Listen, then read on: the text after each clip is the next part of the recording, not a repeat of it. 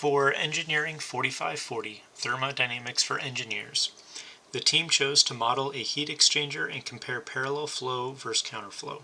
It was selected because it was one of the suggested project topics and we thought that it would be interesting.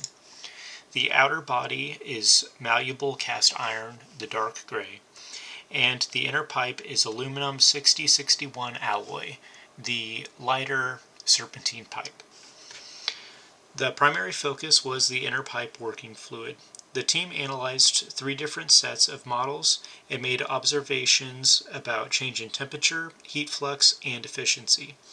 The inner pipe is non-adiabatic, the outer body is adiabatic, the surroundings are negligible, change in energy is negligible, and no work is being done, leaving the focus of the project on heat transfer. Hello, my name is Curtis Taylor, and I am part of Engineering 4540, and this is for the Thermodynamics project. The simulation is for a water-based system where water is flowing inside the pipe and outside the pipe in the outer body. The temperature flowing outside the pipe is 293.15 Kelvin, and the temperature of the water flowing inside the pipe is 572.15 Kelvin. As shown in the video, as water flows through the pipe, it continues to lose heat. The water inside the pipe starts around 572.15 Kelvin and continues to lose heat until the water exits the pipe at 487.22 Kelvin. This is shown in simulation by the arrows. The colors of the arrows change from red to yellow, showing a temperature decrease. Multiple factors could change how the water in the outer body could affect the heat of the water in the inner pipe of the system. For example, if the pipe was longer, in this case, the pipe will lose more heat as the water inside the pipe has to travel more. My name is Tyler Jordan. The second model had steam entering the inner pipe at 1073.15 Kelvin at 2.5 megapascals and 5 meters per second, which is a superheated vapor. The outer body fluid is water entering at 507 Kelvin at 3 megapascals and 30 meters per second and is a saturated liquid, assuming no pressure loss. For the parallel flow configuration, the working fluid exits the inner pipe at 757.49 Kelvin, which remains a superheated vapor. The outer body fluid exits at 507.33 Kelvin, changing state from a saturated liquid to a saturated mixture.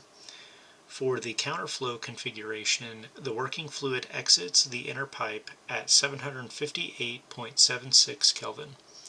The outer body fluid exits at 507.32 Kelvin. The final state of the 2 fluids were the same as the parallel flow configuration as expected. For both configurations, the working fluid of the inner pipe temperature dropped approximately 315 Kelvin. Heat transferred from the hot fluid of the inner pipe to the cold fluid of the outer body. Based on final temperatures alone, the parallel flow configuration had a more efficient heat transfer simulation. Hi there, my name is Toby Stokes. This is my video for our Thermodynamics for Engineers project. These 2 models are the parallel and counterflow examples of our heat exchanger using hot air and cold R134a.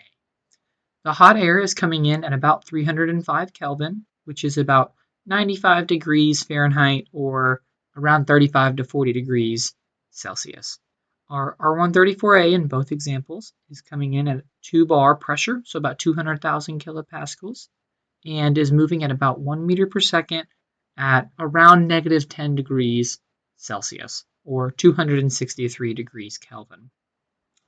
As you can see, the air comes in and then touches the pipe and then exits through the bottom, which is not shown due to the section view.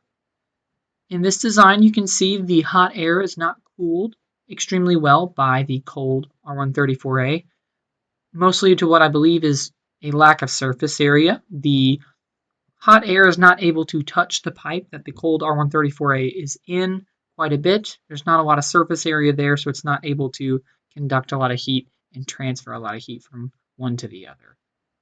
I think a design update next time I would choose to do is I would update the pipe to be much larger and more surface area so that when that air flows through, there's a lot more surface area for that heat to get from that hot air to that cold R134A. That way we get the maximum amount of heat transfer from one to the other. Thank you. My name is Tyler Jordan, and I will be discussing the team's results. An observation during numerical analysis was that unexpectedly the parallel flow configurations for all three models transferred more heat than counterflow based on final temperatures. Theoretically speaking, parallel flow will initially have a large temperature gradient that rapidly diminishes, while counterflow has a more consistent temperature gradient allowing more heat to transfer over the same distance of pipe. The anomaly is likely due to human error during simulation setup causing an erroneous result. However, the average heat flux plots generated on the inner surface of the inner pipe do show expected results. As shown here for the first model, parallel flow heat exchanger, the average heat flux varies initially and then converges to approximately negative 0.9 megawatts per meter squared. What is significant here is the negative value. This indicates that heat is leaving from the inner pipe from the inner fluid through the pipe and to the outer fluid. And then if we compare the counterflow heat exchanger, we see that it converges at negative 1.1 megawatts per meter squared.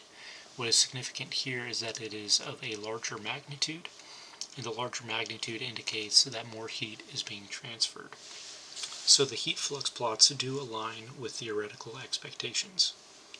Lastly, our results suggest that the heat exchanger design is not very efficient. Qualitatively, this is largely due to the outer body design being a big open box. The fluid enters and slams against a wall.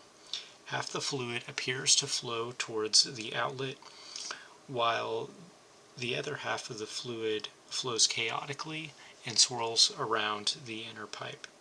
The team's consensus is that this prevents the heat exchanger from being as efficient as it could be. And this concludes our heat exchanger project.